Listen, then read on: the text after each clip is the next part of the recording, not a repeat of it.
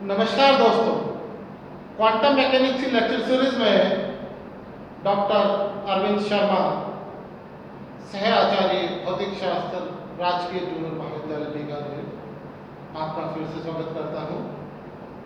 आज हम पिछले वीडियो की लेक्चर को कंटिन्यू करते हुए जो प्रॉब्लम हम क्वांटम मैकेनिक्स में कर रहे थे, रेक्टेंगुलर पोटेंशियल वेव, आयताकार विभव रोधी का, जिसमें आज हम E ग्रेटर देन V0 का केस डिस्कस करेंगे। अर्थात यदि आपतित कण की ऊर्जा विभव क्षेत्र से यदि अधिक है, उस स्थिति में ट्रांसमिशन और रिफ्लेक्शन, पारगमन और परावर्तन की क्या संभावनाएं हैं और वो किन फैक्टर्स पे डिपेंड। रेक्टेंगुलर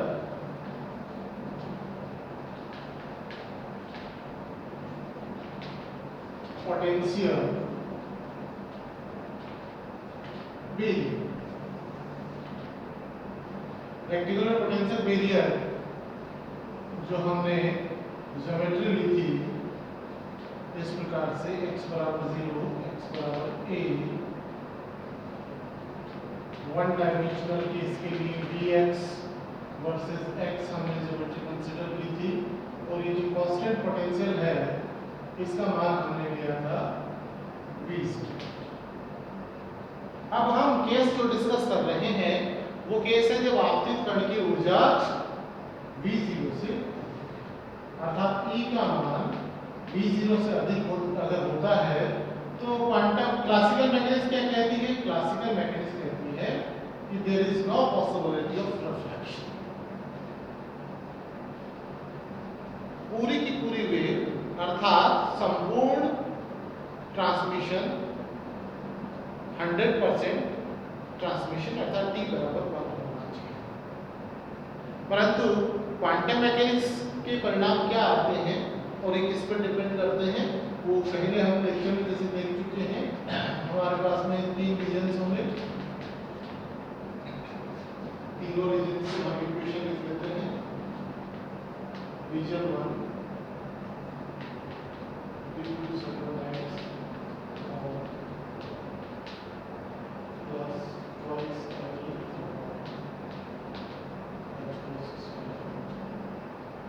इसको हम के ले लेते हैं, जिससे स्ट्रेन भी कम हो जाएगी। हम पहले कर चुके हैं इसे, इसलिए हमें कोई दिक्कत नहीं होगी। के बराबर √2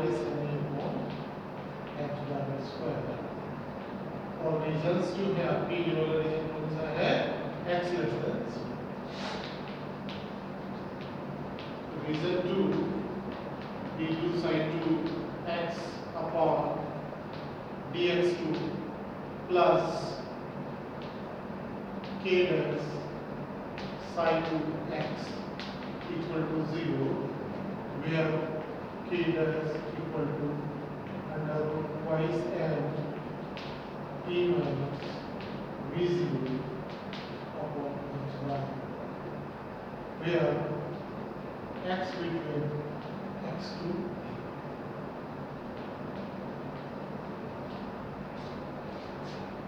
similarly in region 3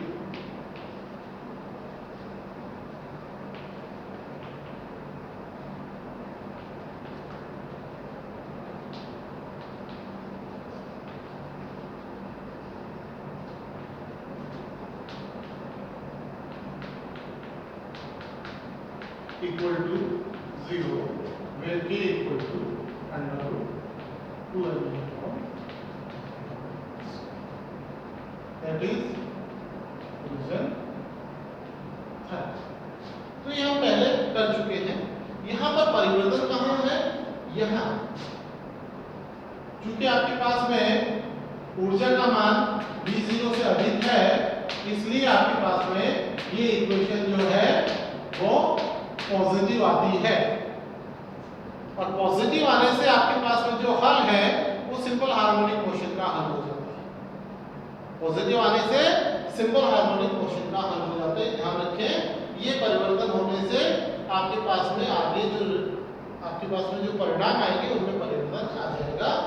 आपके पास में sin 1x equal to a e raised to iota kx plus b e raised to minus iota kx for x less than 0 psi 2x equal to f e raised to iota k dash x plus z e raised to minus iota k dash x between 0 to a sin 3x is equal to c e raised to iota kx plus d e raised to minus iota kx। यहाँ पर ये वाला जो case है यह है x। हम जानते हैं क्योंकि ये चीजें हम कई बार एक्सप्लेन कर चुके हैं, आपतित तरंग परावर्तित तरंग, क्योंकि बाउंड्री है परावर्तन के लिए, ये दोनों संभव है। यहाँ आपतित तरंग परावर्तित तरंग, यहाँ बाउंड्री है इसलिए भी संभव है। तीसरे क्षेत्र में आपतित तरंग परावर्तित तरंग, तीसरे क्षेत्र में कोई भी बाउंड्री नहीं है जहां से रिफ्लेक्शन हो सके, इसलिए हमें यहाँ d बराबर 0 लेना होगा फिजिकली एक्सेप्टेबल सॉल्यूशन के लिए। इसलिए ये आपके पास में हल हो जाएगा c e raised to iota kx if x। इस प्रकार से हमारे पास में चार इक्वेशंस आ चुकी हैं, तीन इक्वेशंस, तीनों फलन हमने तीनों रीजंस में ले लिए हैं। बाउंड्री कंडीशंस क्या है? वेव फंक्शंस तीन हैं और बाउंड्री कंडीशंस क्या है? psi 1 psi 2 psi 3। और बाउंड्री कंडीशन x बराबर 0 पे psi 1 बराबर psi 2 d psi 1 upon dx बराबर d psi 2 upon dx, x बराबर a पे psi 2 बराबर psi 3 और d psi 2 upon dx equal to d psi 3 upon dx। इस प्रकार से चार बाउंड्री कंडीशन से चार इक्वेशंस होंगी और हमारे पास में जो वेरिएबल्स हैं हम देख रहे हैं a b f g और c, पांच वेरिएबल्स। यहां से हम जिस प्रकार से हमेशा निकालते हैं c by a और b by a का रेशियो जो इन इक्वेशंस को सॉल्व करके निकालते हैं, वही हमें यहां निकालना है। तो चार इक्वेशंस को हम किस प्रकार से आती हैं, अब हम इसे न्यूमेरिकली देखते हैं।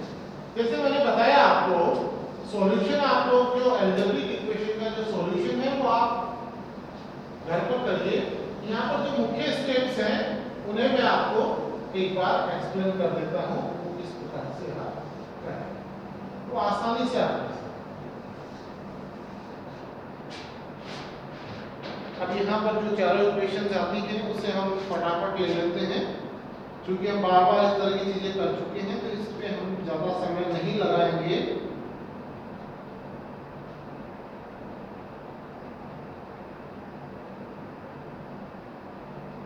आपके पास में जो साई बराबर x बराबर 0 पे अगर आप ले, उस स्थिति में a plus b equal to f plus g, ये कंडीशन आती है साई 1 बराबर। इसी तरह से k a minus b equal to k dash f minus g, ये कंडीशन आती है d psi 1 upon dx equal to d psi 2 upon dx। इसी प्रकार से x बराबर a पर जो कंडीशन आएगी आपके c e raise to iota kx equal to f e raise to iota k dash x plus z e raise to minus iota x। ये आपके साइन 2 बराबर साइन। इसी का डिफरेंशिएशन वाला पार्ट आ जाएगा आपके k c e raise to iota kx equal to k dash f e raise to iota k dash x minus z e raise to minus iota k dash x if d sin 2 upon dx equal to d sin 3। इस प्रकार से चार equations आपके पास में आ जाते हैं, जैसे कि पिछले केस में आया था। इन चारों इक्वेशंस को सॉल्व करके हमें b बाई ए और c बाई ए निकालते हैं, बीच में टर्म g बाई एफ की भी आती है, तो ये सब आप कर सकते हैं। ये मैथ्स आप कर लीजिएगा, मैं डायरेक्ट रिलेशंस लेके चल रहा हूँ। b बाई ए और c बाई ए की फॉर्म क्या आती है, और इससे हम जो रिफ्लेक्शन कोएफिशिएंट और ट्रांसमिशन कोएफिशिएंट है वो किस फॉर्म में आते हैं, उसे किस प्रकार से आपको याद रखना है। थोड़ा सिमेट्री को देखते हुए इस पे हम आ जाते हैं। सबसे पहले ले लीजिए b बाई ए, इसके बराबर b by a equal to आता है k square minus k dash square sine k dash a upon k square plus k dash square sine k dash a plus twice k dash cos k dash a। Similarly c by a जो आएगा, c by a equal to आता है twice k dash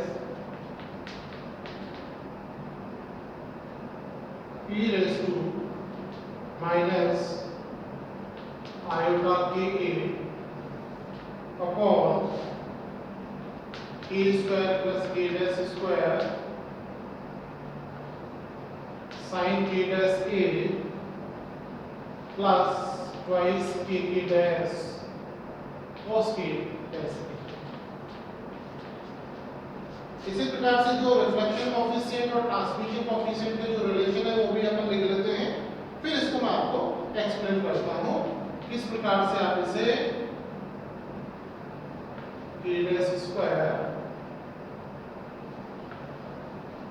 sign square k dash a upon k square minus k dash square whole square sine square k dash a plus 4 k square k dash square equal to 1 plus 4e e minus v0 upon v0 square sine square k dash a inverse. इस प्रकार से r का formula आता है, और इसी प्रकार से जो t का फॉर्मूला आता है, r बराबर p बाई a का स्क्वायर होता है, t c by a square c upon a का स्क्वायर होता है। ये हम कई बार ले चुके हैं। तो t इक्वल टू आपके पास में आ जाएगा 4 k square k dash square upon k square minus k dash square whole square sine square k dash a plus 4k square k dash square is equal to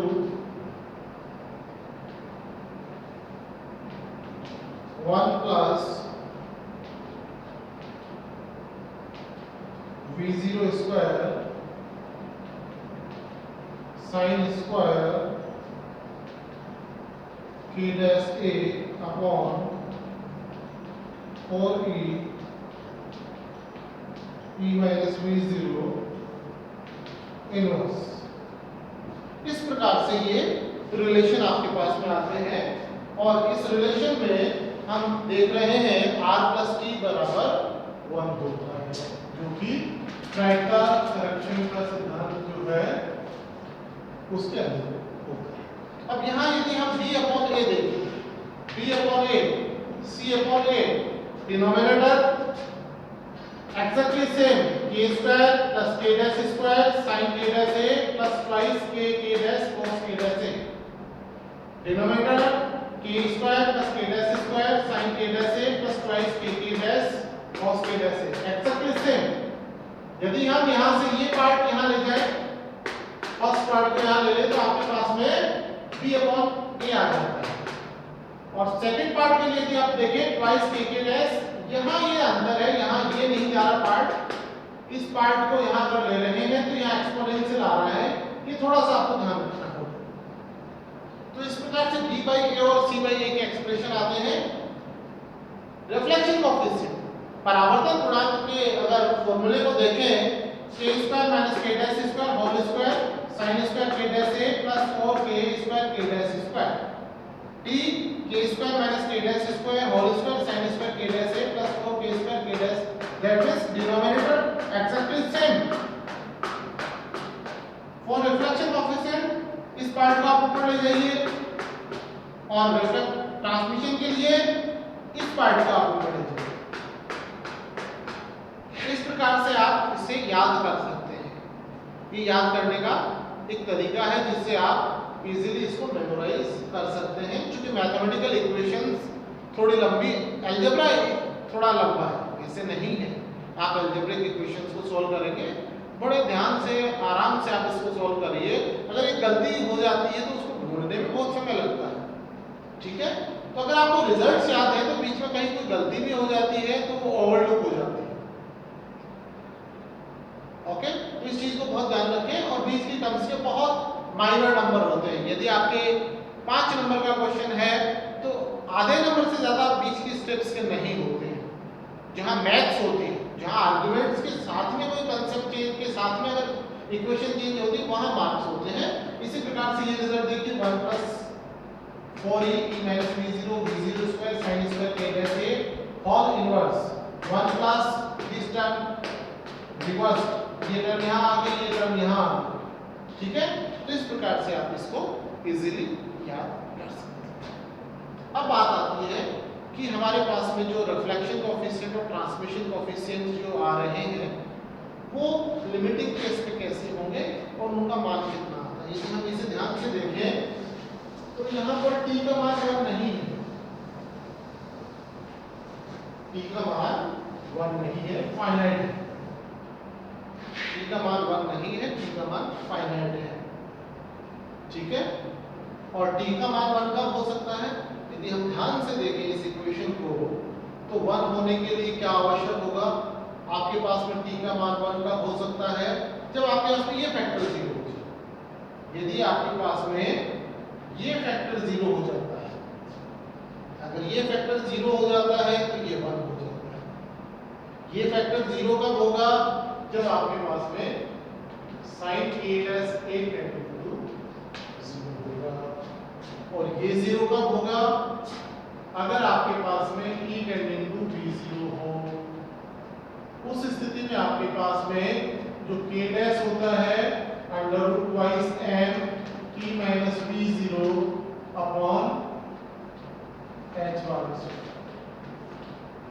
तो ये आप ध्यान से देख रहे हैं, यहाँ पे k डैश का मान 0 आ जाता है इससे।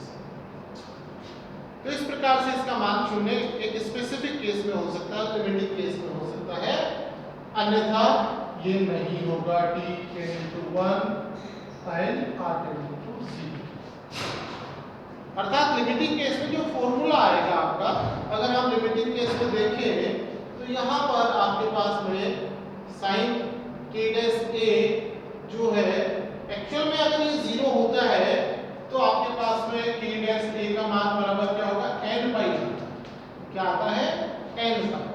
और उस स्थिति में यदि हम ये देखें कि आपके पास में लैम्डा का मान कितना होगा, चूंकि ये होगा 2 pi upon lambda dash a equal to n by, that means lambda dash जो है, लैम्डा डैश आपके पास में k बराबर कितना होता है? 2 pi upon lambda dash, k dash equal to n pi where n equal to 1 2 3 जो नंबर है अर्थात इंटीग्रल मल्टीपल के बराबर होता है, ठीक है। तो यहां से अपन ये देख सकते हैं कि लैम्डा डैश का मान अर्थात जो वेवलेंथ है, वेवलेंथ के अलावा यदि अपन विड्थ देखें, a जो है आपके पास में वो हमारे पास में कितनी होनी चाहिए? हाफ वेवलेंथ का इंटीग्रल मल्टीपल यदि होती है। जो विड्थ है रेक्टेंगुलर पोटेंशियल बैरियर की जो चौड़ाई है वो चौड़ाई यदि अर्ध तरंग दैर्ध्य के मल्टीपल के बराबर है, जहां पर n बराबर 1 2, उस स्थिति में क्या होता है, उस स्थिति में x बराबर 0 और x बराबर 1, इससे इनमें जो परावर्तित और पारगमित जो तरंगे हैं उनके मध्य विनाशी व्यतिकरण हो जाता है और विनाशी व्यतिकरण के कारण से इसका मान शून्य हो जाता है। ये महत्वपूर्ण पॉइंट है। जो आपके पास में तरंग है, आपतित तरंग है, परावर्तित तरंग है, आपतित और परावर्तित तरंगों के मध्य विनाशी व्यतिकरण होने के कारण से ये कंडीशन आती है और ये तब कंडीशन बनेगी विनाशी व्यतिकरण की कंडीशन जब a = n lambda s upon 2, अन्यथा ये संभव नहीं होता। Is it okay? ये पॉइंट बहुत महत्वपूर्ण है, आपको ध्यान रखना है। अब बात आती है लिमिटिंग केस में, जो दो रिजल्ट्स आते हैं E टेंडिंग टू V0 में, R और T की फॉर्म क्या हो जाएगी उसको मैं डायरेक्ट यहाँ लिख रहा हूँ और वैसी फॉर्म में जैसे हम पहले प्राप्त कर चुके हैं, इसे हम यहाँ पर देखते हैं कि किस प्रकार से ये रिजल्ट्स आ रहे हैं, इन्हें हम किस तरह से समझ सकते हैं। T का मान limit E tending to V0 is equal to 1 plus m V0 a square upon twice h bar square minus inverse. Similarly, r equal to limit e tending to V0 equal to 1 plus, ये उल्टा opposite हो जाता है, ये ऊपर चला जाएगा part और ये पार्ट नीचे आ जाएगा। तो इसको भी याद रखना बड़ा आसान है, तो आप आसानी से इसको याद रख सकते हैं। इस प्रकार से ये पार्ट यहाँ पर आता है। तो ये पार्ट जो यहाँ आ रहा है, हमने देखा था फैक्टर क्या कहलाता है, ऑपेसिटी।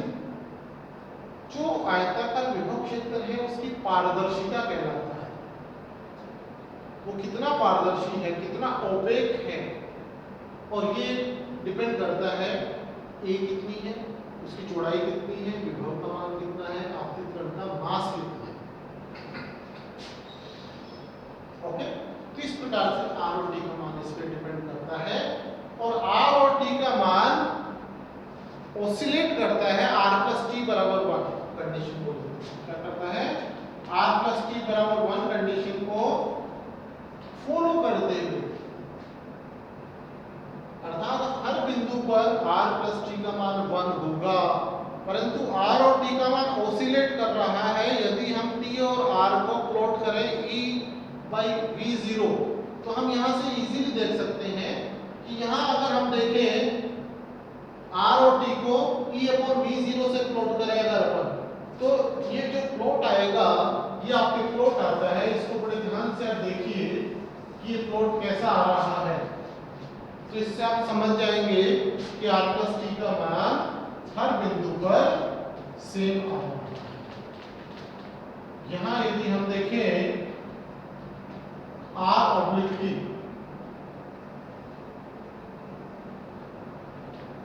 और उसके बाद में बहुत अधिक होने पे ये कांस्टेंट हो जाता है। इसी प्रकार से ये पार्ट आता है।